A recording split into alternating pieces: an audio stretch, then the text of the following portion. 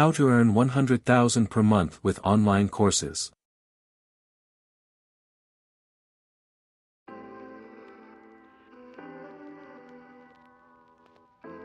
Creating and selling online courses involves turning your knowledge or skills into structured learning materials delivered through an online platform. It's ideal for subject matter experts or educators looking to monetize their expertise and reach a wide audience. Pros: scalable income potential, as you can create once and sell repeatedly. Flexibility in course creation and delivery. Ability to help others learn and grow.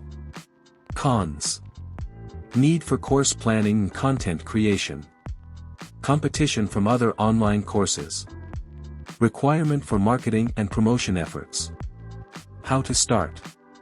First, think of a subject you will teach. You can stand out by teaching a specific topic that you have expertise in. For example, an email marketing expert could teach email marketing for a specific business type rather than general email marketing.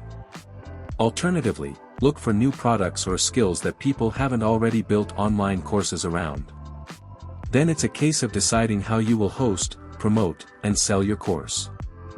Here's a model case study.